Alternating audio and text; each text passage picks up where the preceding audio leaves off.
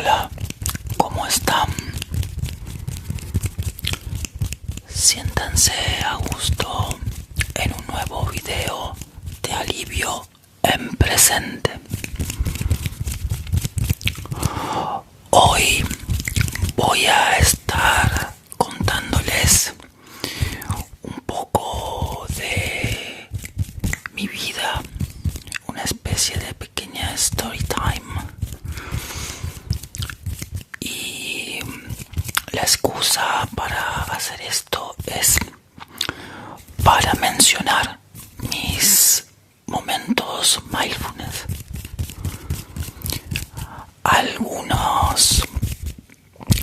Algunas situaciones en donde recuerdo haber estado totalmente en presente y me gustaría compartirlas porque en este canal en donde estamos hablando de esta temática es muchas veces más interesante nombrar y contar una experiencia que estar muchas veces teorizando en el aire. Un ejemplo puede a lo mejor ser más esclarecedor que un montón de palabras señalando algo.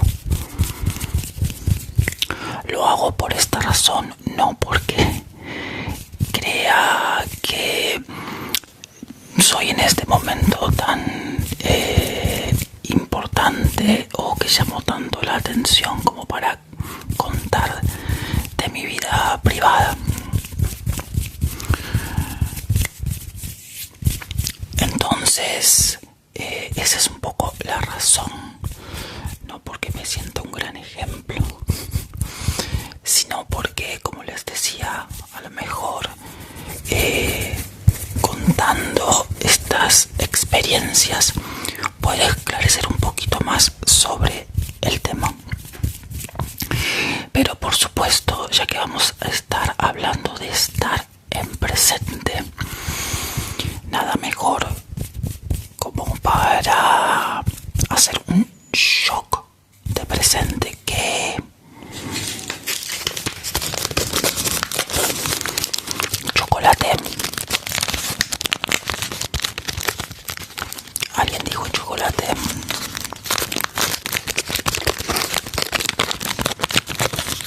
Bueno, acá tengo un alfajor, pero si bien el alfajor es prácticamente una golosina, en este caso, bueno, se supone que es un poquito más sano. Es un alfajor que tiene un 72% el chocolate cobertura y no tiene harina. Se supone que es de harina de avellanas, no, de almendras, perdón, harina de almendras.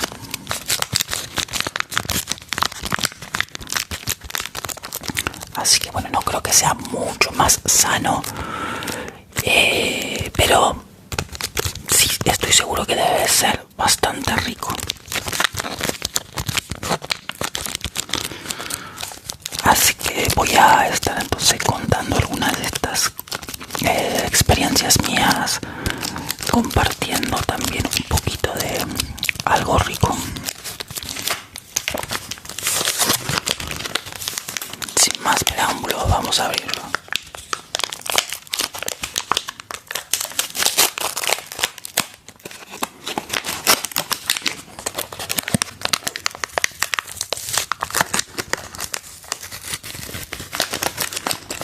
Vamos a ver qué tal es.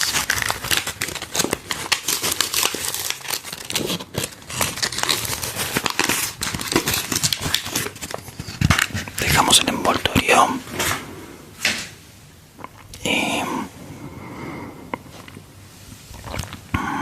No es demasiado grande, pero bueno, tiene pinta. Vamos a ver qué tal. Le vamos a dar un mordisco.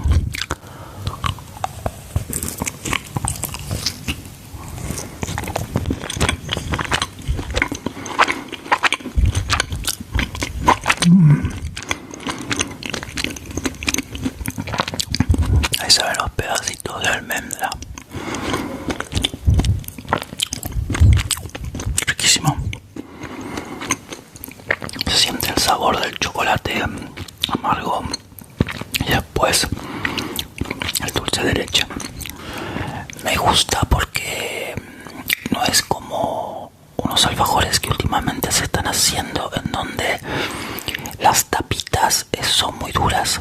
Entonces cuando uno lo muerde, el alfajor como que explota. Se sale el dulce de leche por acá y bueno, uno se mancha todo. La verdad que no me parecen una buena idea esos alfajores. Lo voy a cortar en pedacitos para ser más fácil comer, no se me vaya rompiendo todo. Pero también tengo acá mi cafecito.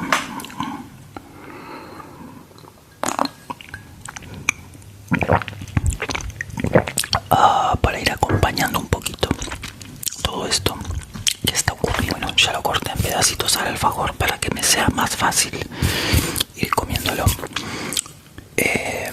Quedamos entonces en empezar a hablar de mi historia.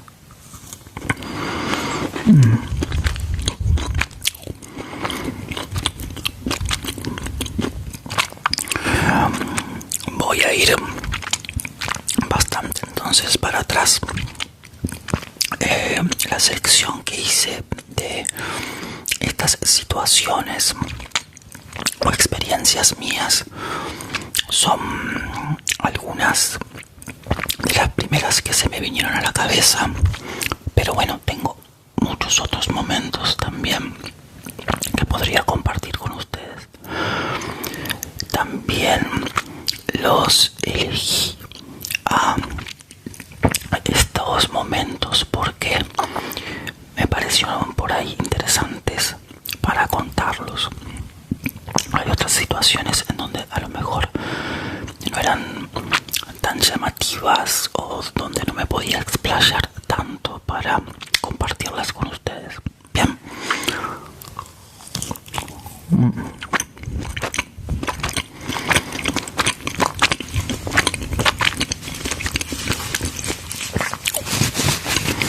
Me voy limpiando porque si no...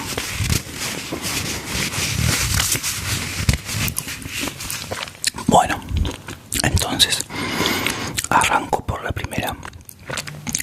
Hace muchos años atrás, cuando yo era un jovencito de unos 18 años, yo estaba pero muy compenetrado en el estudio del canto lírico. Creo que ya en algún otro video lo he comentado.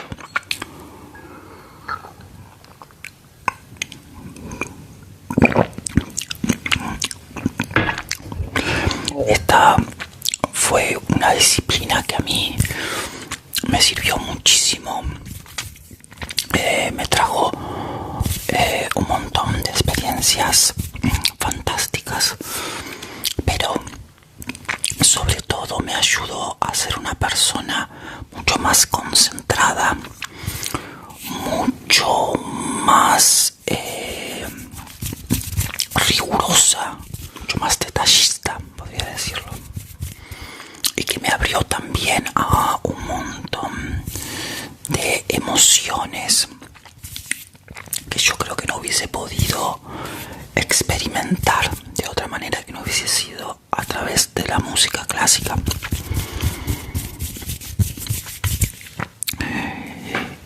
Entonces, cuando tenía esa edad, yo ya había cantado algunos conciertos y formaba parte de un coro que lo dirigía mi maestro de canto, que era un coro pequeño que se llamaba Coro Alpino. Bueno, entonces vamos a entrar otro poquito de alfajor, qué rico, ¿verdad?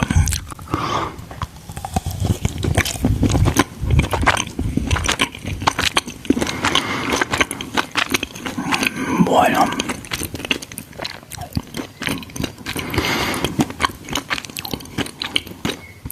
en ese entonces, en donde no existía el internet, yo me había hecho muy fanático de la ópera Turandot. Turandot es la obra musical en donde está el aria Nessun Dorma, que se cantó hasta el hartazgo en la época de la pandemia. Es ese aria que al final dice: al alba vincerò, vincerò, vincerò. Bueno, yo conocí ese aria porque la solía cantar Pavarotti. Mis padres eran bastante fanáticos de la ópera en general, digamos. Yo conocí un par de arias de esa ópera que la había escuchado en un CD y la historia la había leído y me fascinaba.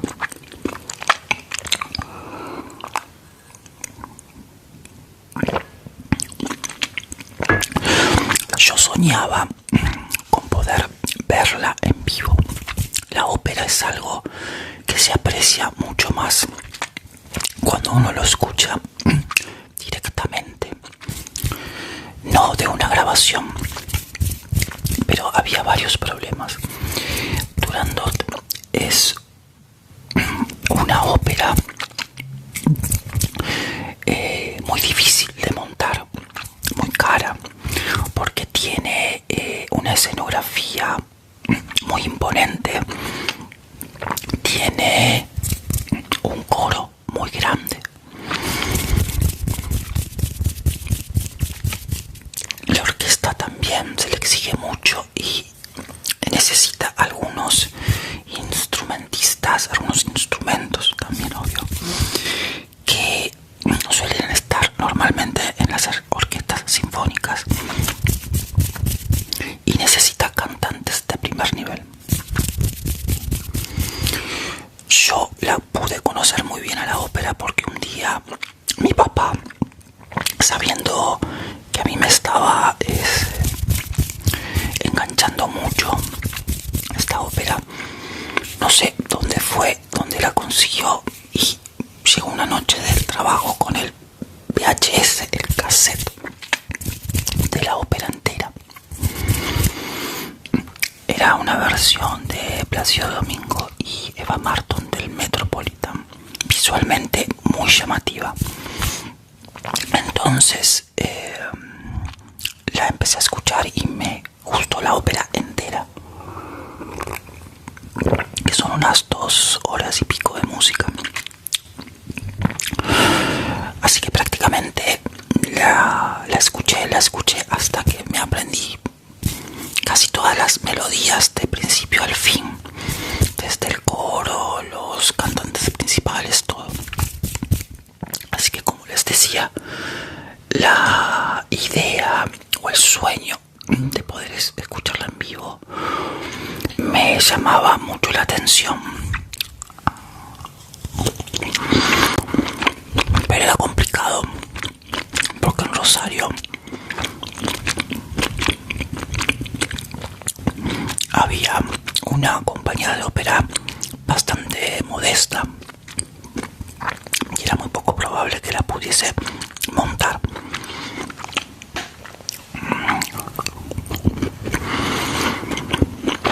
Otra posibilidad hubiese sido verla en el Teatro Colón de Buenos Aires. Rosario está a unos 400 kilómetros, pero yo no me había enterado del año anterior que yo la empecé a conocer en profundidad. La ópera se había hecho en el Teatro Colón, así que no la iban a volver a hacer tan pronto, así que estaba complicado.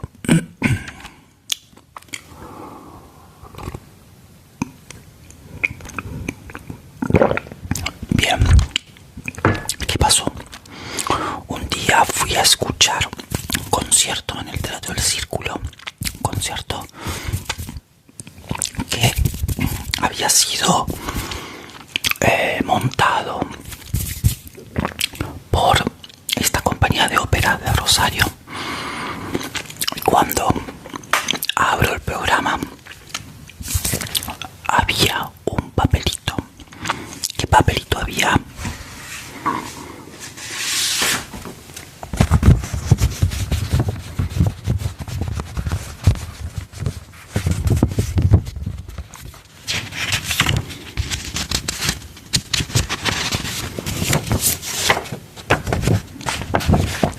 Este papelito había.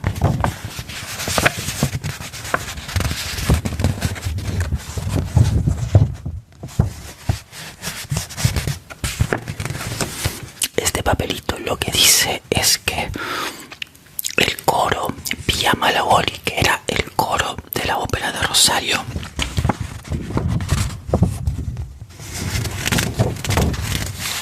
llamaba refuerzos a todas sus cuerdas. O sea, estaba pidiendo gente para reforzarlo al coro, porque el coro había sido invitado a cantar en el Teatro Solís de Montevideo y había sido invitado a cantar la ópera Turandot, ni más ni menos.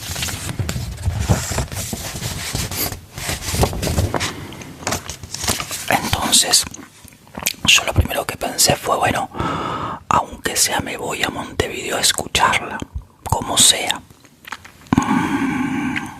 En los pedacitos de almendra.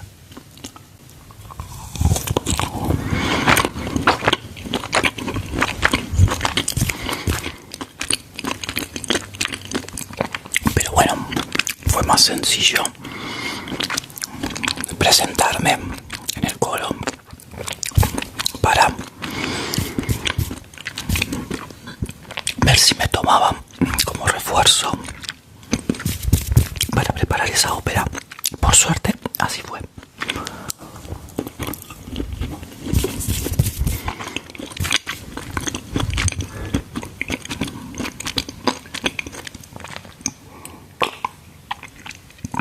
Empecé a estudiar la ópera con todo el coro. Conocí gente muy interesante en ese coro. Y después de unos 2 o 3 meses viajamos a Montevideo. O sea, en Montevideo había una compañía de ópera que se llamaba Pro Ópera. Y cuando necesitaba hacer una ópera con un tamaño de coro muy grande, llamaban al coro Pía Malagoli.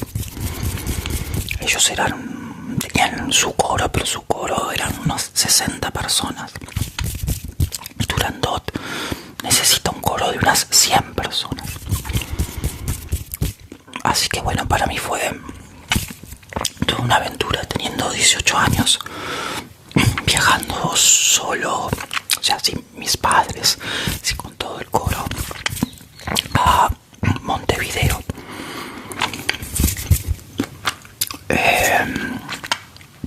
Y bueno, tengo de ese viaje un montón de recuerdos y de momentos de aquí y ahora.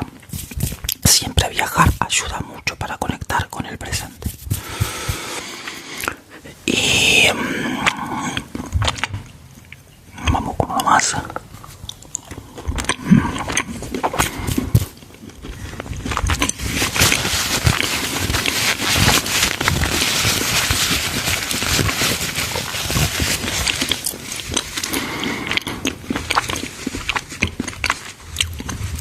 Y tengo, bueno, recuerdos muy lindos. Primero del teatro, después de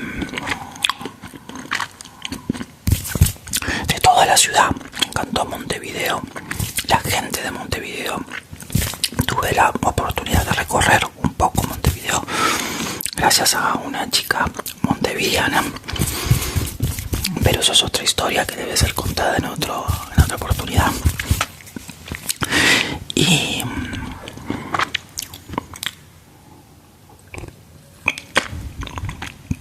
aparte tuve la posibilidad de en esa vez ver cómo se hacía una ópera, cómo se montaba, cómo ensayaba la orquesta, cómo ensayaban los cantantes principales.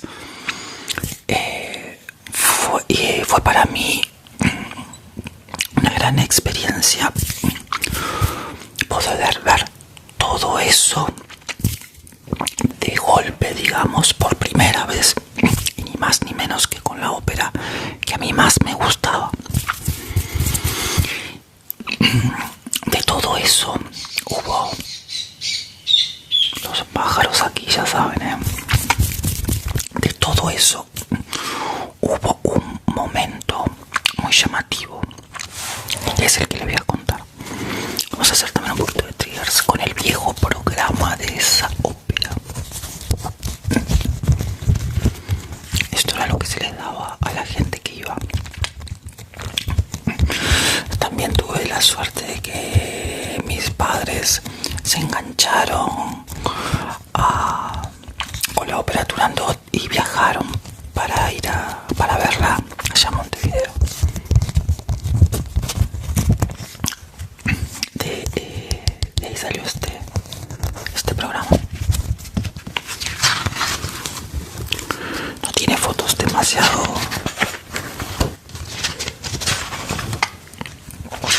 Son todas fotos en blanco y negro. Los cantantes. Bueno, entonces les decía, la experiencia fue maravillosa. El teatro era y sigue siendo hermoso, el Teatro Solís. Me acuerdo de los primeros ensayos, donde ya se veía la ambientación, la escenografía, que es espectacular. La escenografía de Turandot suele ser muy pomposa, de un palacio y después de una calle oscura de China.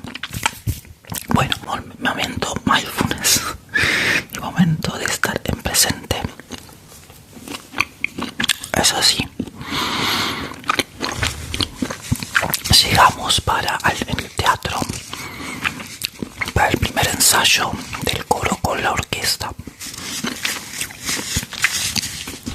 El teatro estaba un poco en penumbra.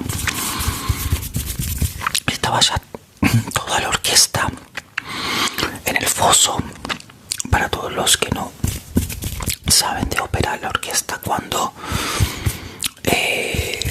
toca en una ópera es todo en vivo, la orquesta es en vivo, los cantantes cantan sin micrófono y la orquesta está delante del escenario, pero más abajo, como en un pozo largo que se le dice el foso.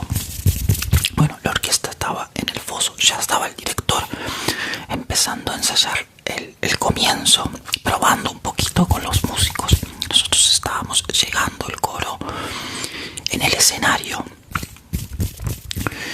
y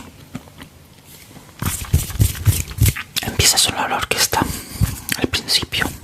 Chan, chan, chan, chan, tran, tran, tran. Bueno, empieza a desplegarse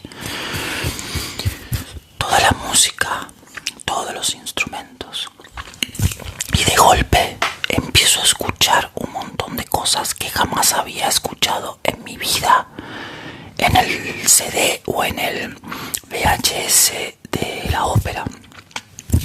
Instrumentos que no se escuchaban, que en la mezcla que se hace de todos los instrumentos cuando se graban, algunos suenan más, otros menos, pero que prácticamente no, en las grabaciones no se escuchaban. Sobre todo recuerdo el xilofón, un platillito que sonaba acá y allá, y yo ahí en el escenario empiezo a escuchar todo ese sonido envolvente todos esos instrumentos que jamás había escuchado, que uno está en un lado y el otro está en el otro, tan, ta, ta, ta, ta, tum, ping, tum, ching. Y fue como de golpe sumergirme en ese universo sonoro que se estaba desplegando adelante mío. Y por eso lo recuerdo hasta el día de hoy, como si fuese ayer. Quedé como absorto, escuchando toda esa riqueza tímbrica de todos los instrumentos, tocando esa música que yo ya conocía tanto y que tanto me gustaba, pero que jamás la había escuchado de esa forma, nunca. Y bueno, fue algo muy, muy bonito, muy de, como le dije, estar totalmente inmerso en el ahora, en lo que el momento presente me estaba proponiendo. Y bueno, después pasaron un montón de cosas lindas en ese viaje, un montón de momentos inolvidables en la música,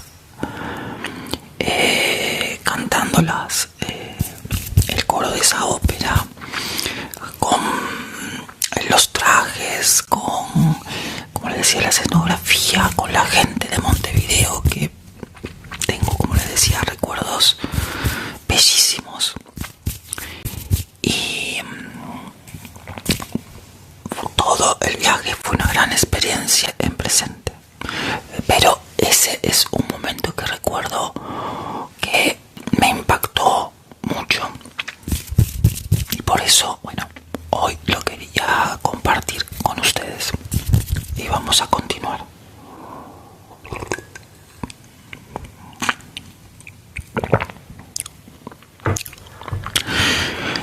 Con el segundo. Vamos a continuar con el segundo momento.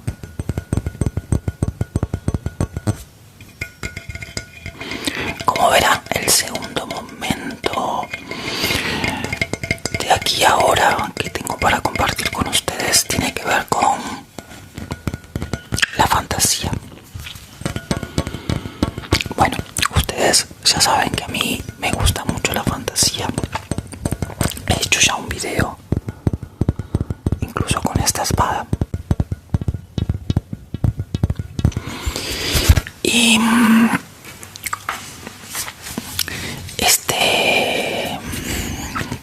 este gusto lo compartía también con un amigo que se fue en un momento a vivir a Canadá. Allá él pudo vivir como allí la gente representaba batallas como un hobby, recreaba históricamente a personas y costumbres de otras épocas, muchas veces de épocas medievales.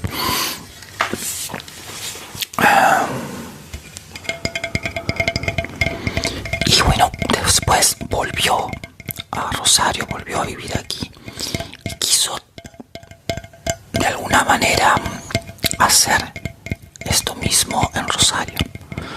En Buenos Aires ya había un poco de movida de ferias medievales. Y bueno,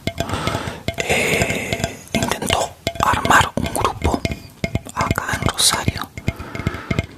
Y como sabía que a mí me interesaba todo esto, también me convocó. Y yo me enganché mucho. Habían llamado a un profesor de esgrima medieval, que vivía en otra ciudad, que nos empezó a dar las primeras ideas de cómo mover este tipo de cosas.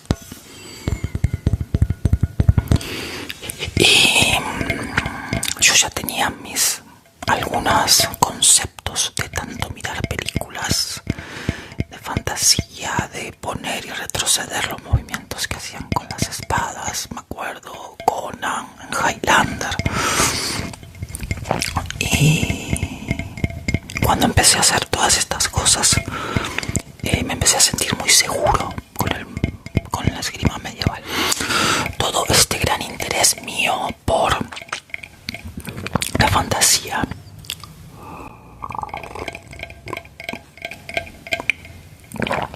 viene por mi mamá.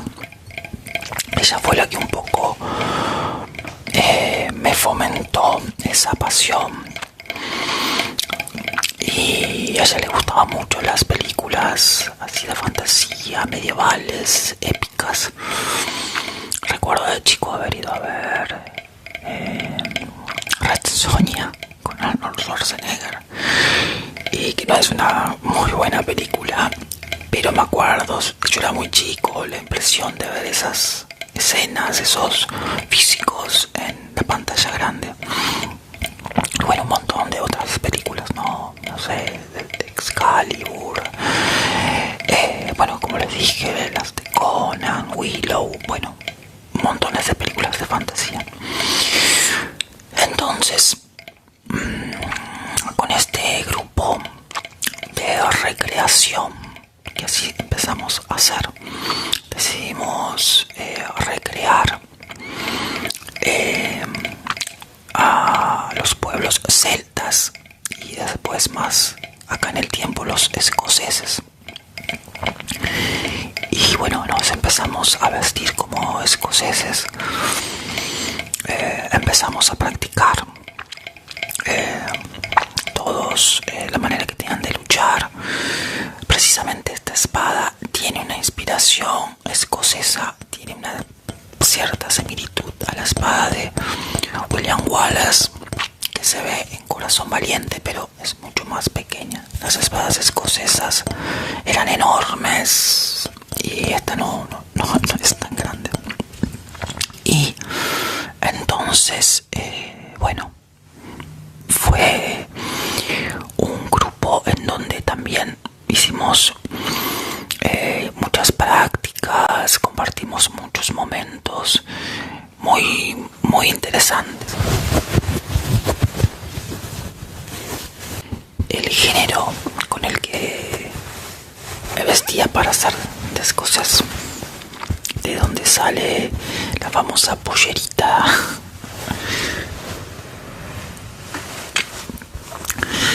y bueno, tiene una manera de ponerse que se engancha por aquí. Es una gran tela y queda arriba enganchado con un broche. Y bueno, entonces fui aprendiendo mucho a luchar con espadas, fui aprendiendo mucho de el pueblo celta, el pueblo escocés, y llegó el momento en donde acá en Rosario se hizo la primer feria medieval.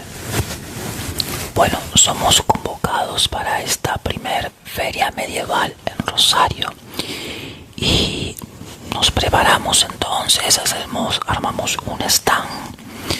Yo le pido a un amigo que tengo también muy particular, que tiene un oficio muy fuera de lo común, en donde se dedica a fabricar armas antiguas, sobre todo armas de fuego, lo que se dice avancarga, pero también sabe hacer cuchillos, espadas. Bueno, fue quien me fabricó la espada que acabo de mostrar. Bueno, entonces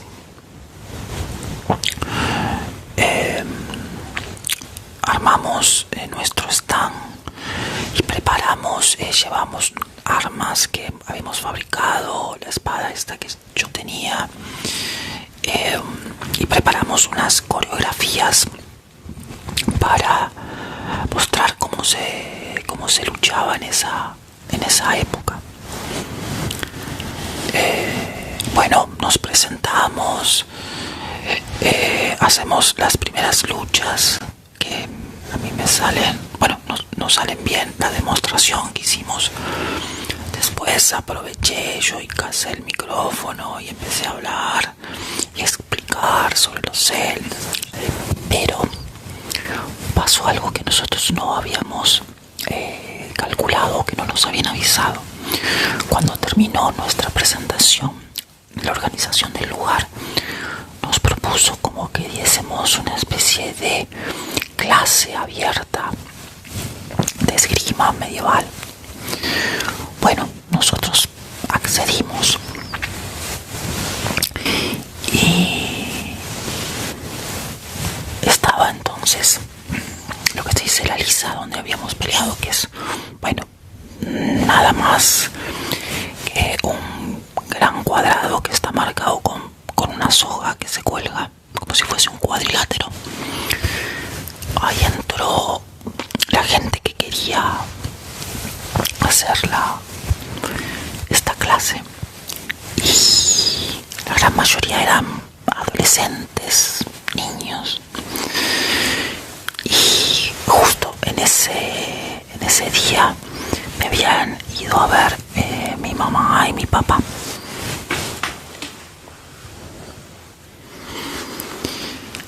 Y bueno, vienen los primeros chicos, nos los repartimos con los otros muchachos y yo le empiezo a enseñar con una espada de práctica, que es una espada de madera. Le damos a los chicos algunas también y le empiezo a enseñar los primeros movimientos. Y en ese momento estaba mi mamá, que me estaba observando, y ella se acercó a donde yo estaba enseñándole a un niño los movimientos, y ella observó la situación, me observó a mí, ella que era tan fanática de la fantasía y de lo épico, y vi que se le llenaron los ojos de lágrimas. Y yo la vi y su emoción me la contagió. Fue un instante en donde hubo esa mirada cómplice y en esos milisegundos esa emoción mía fue el producto de obviamente de a lo mejor ese orgullo que habrá sentido mi mamá, de yo también sentirme parte de eso fantástico.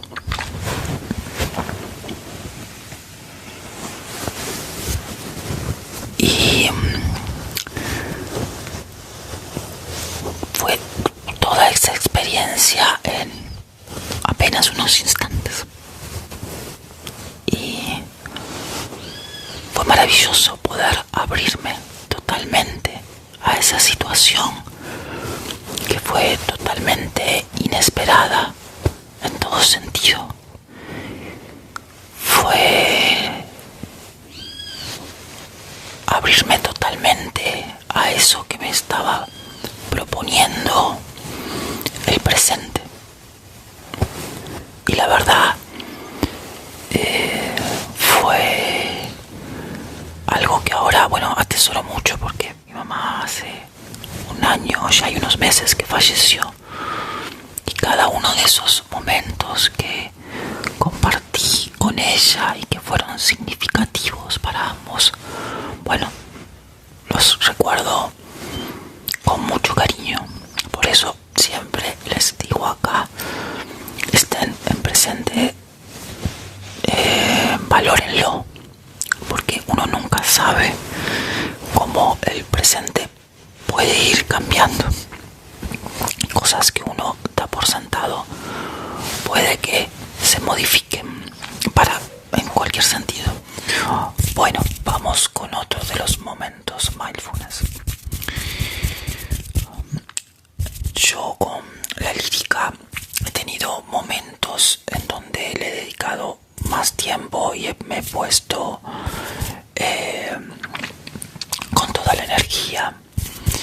Si bien no logré convertirlo en una profesión, sí logré hacer algunos trabajos profesionales como cantante lírico. Y pero bueno, tuve momentos en donde le dediqué más tiempo y mi voz iba bien, y otros en donde no fue tan así y me dediqué a un poco mi atención a otras cosas. Bueno, hará unos 6 años atrás, 6-7 años atrás, estaba muy enganchado con la lírica. Estaba con un profesor nuevo de canto. Mi voz había avanzado mucho. Y bueno, llegó una situación en donde mi profesor de canto me había invitado a formar parte de un grupo de cantantes que íbamos a viajar a un lugar de veraniego de acá de Argentina que se llama Villa Gesell. Obviamente era el verano y íbamos a ir allí porque mi maestro de canto había alquilado un teatro allá en Villa Gesell para hacer unos shows de música clásica, pero también de comedia musical. Y van a hacer unas presentaciones casi diarias durante una semana. Y después iba a haber un concierto, sí, ya de música nada más que clásica en un pueblito que está muy cerca de Villa Gesell, que se llama Mar de las Pampas. Este pueblito es hermoso, realmente precioso. Es un pueblito peatonal que parece salido de un cuento, que está todo en el movimiento slow, así que se cuida mucho la tranquilidad, el silencio. Y también es un lugar en donde va a vacacionar la gente de muy alto poder adquisitivo. Lo que mi profesor de canto me decía es que la mayoría de la gente que va al Colón en Buenos Aires suele vacacionar allí. Entonces hacer un concierto allí era de alguna manera mostrarse a la gente más entendida de la música clásica. Pero había un problema, o no sé si es un problema, había una situación que yo tenía que resolver, y era que hacía tan solo unos pocos meses había nacido mi hijo. Y yo no quería dejar a mi mujer una semana sola con el bebé tan chiquito. Para todos los que no han tenido hijos, ni bien nace un bebé, es un momento de muchísima atención, en donde los bebés duermen muy mal, muy cortado. Uno duerme como padre poco y nada.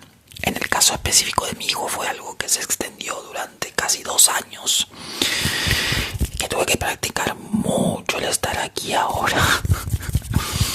Pero bueno, esto en este caso era hace muy poquito que había nacido, y es un momento en donde uno es un padre inexperto, tiene un montón de dudas.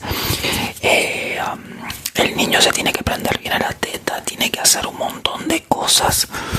Uno como padre que jamás hizo y que lo pone nervioso, que tiene que hablar un montón de cosas con su pareja.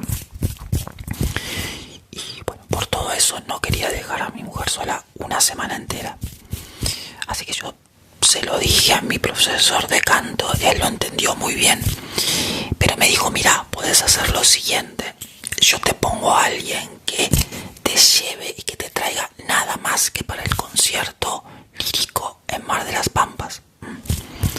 Porque a él le resultaba interesante que yo fuese, bueno, en fin. Yo lo hablé entonces, esta propuesta con ella me dijo, bueno, sí, son 2 días entre que vas y venís y bueno, dale. Perfecto. Bueno, esa noche,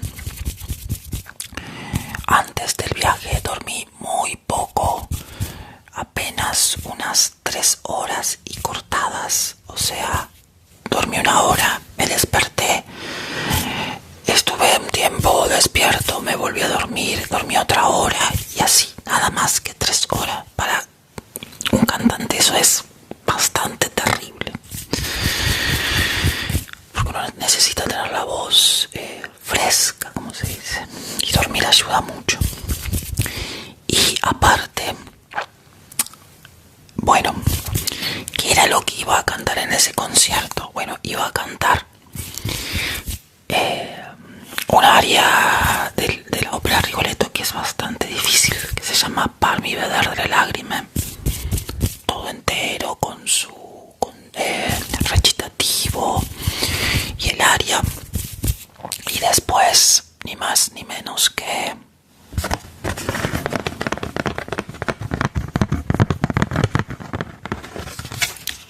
el aria de Turandot, Nessun Dorma, la primera vez que la iba a cantar en vivo en un concierto de esas magnitudes. Para todos los que no saben, Nessun Dorma yo creo que debe ser el aria más difícil para cantar de ópera. Este cartelito es de cuando después con el coro hace muchos años, viene de la anécdota anterior, aparte de viajar a Montevideo, después esa experiencia se repitió en Porto Alegre. Bueno, entonces, bueno, dormí eso poco. Fui hasta la casa en donde esta persona me llevaba. Y bueno, llego a Villa Gesell en unas 2 o 3 horas. Era la prueba de sonido porque al ser un lugar muy grande iba a ser amplificado todo el concierto. Y mi maestro de canto me dijo, bueno, ¿querés acostarte un rato a descansar? Yo le dije, no, mira, si me duermo, uno cuando duerme un poco la garganta se inflama y la cuerda vocal un poquito se destensa, digamos. Por eso es que cuando uno se levanta tiene la voz más grave. Pero para cantar, si uno hace poco que durmió, no es muy bueno. Así que dije, no voy a descansar, nada. Así derecho me fui a la prueba de sonido, que por suerte salió bien. Y bueno, vino el concierto, se llenó el lugar, un lugar precioso que era al aire libre, adelante de una capilla que hay allá en Mar de las Pampas. Había y lo rodea todo un bosquecito el lugar. La gente va con sus reposeras, el concierto es gratuito. Y bueno, canté primero el aria, el Parmi veder delle lagrime primero, que me salió muy bien, lo tenía muy ensayado. Y después, bueno, venía Nessun Dorma. Yo no estaba nervioso, ya tengo mecanismos para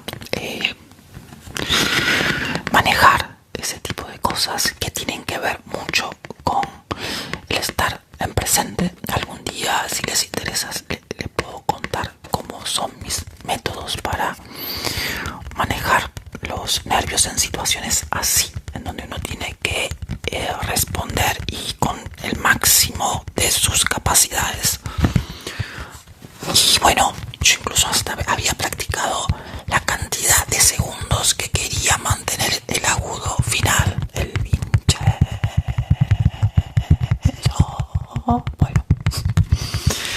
Bueno, lo canté, me salió bien, la gente aplaudió mucho y bueno, fue un momento muy lindo, obviamente. Sin embargo, el momento mindfulness de aquí ahora no es ese. ¿Qué sucedió? Yo no, al otro día iba a volver. Me quedaba un día en Villa Gesell. Y bueno, después, entonces, al otro día, después del concierto, ya tranquilo, dije, bueno, estoy en Villa Gesell. Villa Gesell, para los que no son de Argentina, es un pueblito que está en la costa, así que hay playa. Bueno, me dije, me voy a la playa. Aparte estaban los otros cantantes también, que formábamos parte de esta, digamos, compañía de cantantes de mi profesor de canto. Y bueno, fuimos a la playa y ya en la playa, en ese momento, me sentí un privilegiado porque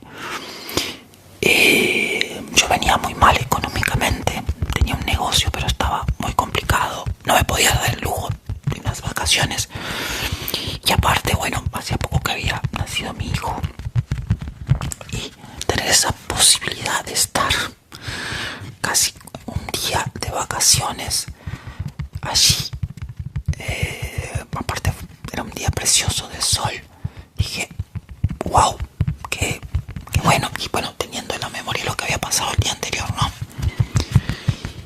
Pero también recordé que en Villa Gesell había y hay un bar que se llama El Viejo Hobbit, que es como que recrea la casa de los hobbits. Y dije, siempre había recordado que estaba en Villa Gesell. Y bueno, me dije, esta noche lo voy a visitar, aunque sea solo, voy. Y bueno, pasó el día, estuve en la playa. Y cuando llegó el anochecer, le dije a los otros cantantes, bueno, yo voy a ir a este lugar, así, así. Bueno, un par de otros, me acuerdo una chica, una soprano, y otro muchacho, un barítono, me dijeron, bueno, vamos, te acompañamos, vamos, dale, por lo que decís el lugar parece lindo. Y bueno, empezamos a ir, después tuvimos que volver, alguien se había olvidado algo. Y otros cantantes que habían quedado en la casa porque estábamos todos alojados en una misma casa grande. Todos los cantantes también nos dijeron, bueno, ¿a dónde van? Bueno, vamos también. Y estaba la familia de uno de los cantantes y dijeron, bueno, vamos. Y fuimos todo un grupo a este lugar. Y el lugar era para mí maravilloso. Como si fuese una casita de un hobbit, muy bien ambientado, la música. Y bueno, aparte, una comida muy rica. Me acuerdo que comimos una fondue de queso y después de postre una fondue de chocolate. Y me acuerdo que tomé una cerveza artesanal que hacían ahí. Y el ambiente era muy lindo, muy festivo entre todos los cantantes. La gente del bar, los dueños, no sé cómo se enteraron que nosotros éramos cantantes. Nos propusieron que cantásemos algo y bueno, ahí en las mesas nos pusimos a cantar. Y bueno, fue una velada maravillosa también y totalmente improvisada. Y lo disfruté muchísimo, muchísimo esa noche. Algo que ese es el momento, esa cena que bueno, no me la esperaba que saliera todo tan así, todo tan perfecto. Y esa apertura que uno tiene cuando el presente te está mostrando algo, te está proponiendo algo, si uno logra entregarse totalmente en una situación así, bueno, es maravilloso, ¿no? Entonces, algo que quería también aclarar es que yo en general, muchos de los momentos más felices de mi vida no fueron momentos en donde estuve planificando algo durante un montón de tiempo y finalmente cuando se sucedió, obviamente que he tenido metas así que he logrado cumplir, pero no sé si esos fueron los momentos más lindos. Los momentos más maravillosos fueron que la felicidad me agarró por sorpresa, momentos en donde no me los imaginaba y de repente pasó algo espectacular, maravilloso, inesperado.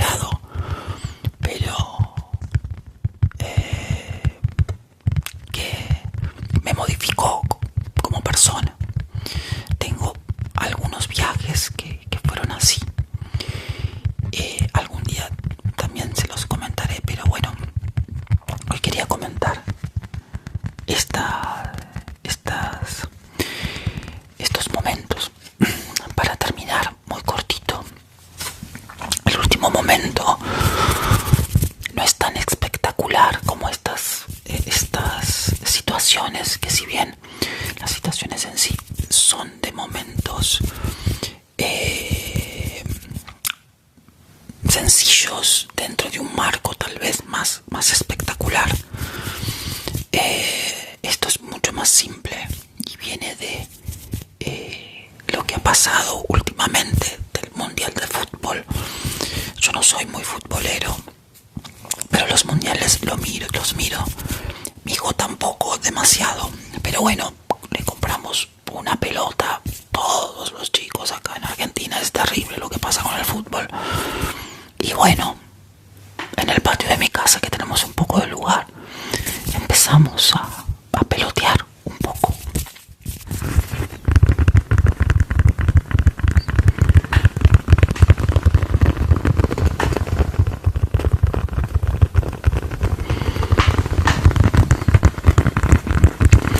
Y bueno, el deporte obviamente es un gran medio para estar en presente, y en el momento en que empezamos a jugar, a armarnos unos arcos y empezar a pelotear ahí en el patio de mi casa, así jugando mal, porque ninguno de los dos es demasiado habilidoso, pero divirtiéndonos. Fueron instantes en donde el tiempo se paró totalmente, en donde empieza a correr el tiempo del juego, del partido ficticio, y son momentos en donde siento que estoy en el patio, pero donde el tiempo deja de correr. Estoy en un eterno presente, y tal vez este último no sea, no esté en un marco tan espectacular,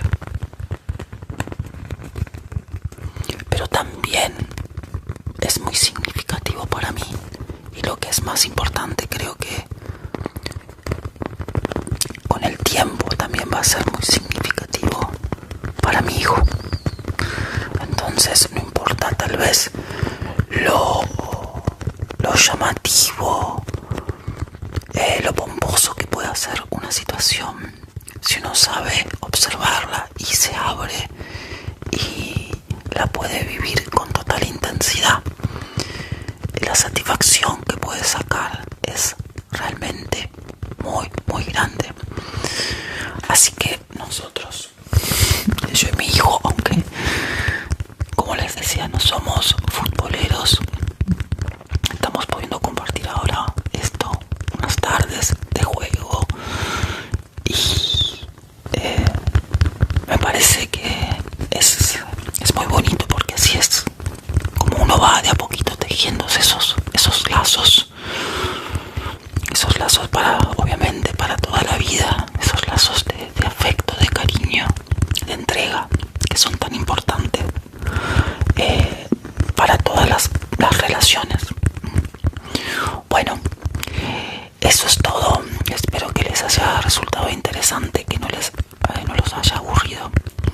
Y si les gustó, ya saben, compártanlo, denle like, suscríbanse al canal. Bueno, como les digo siempre, gracias por estar.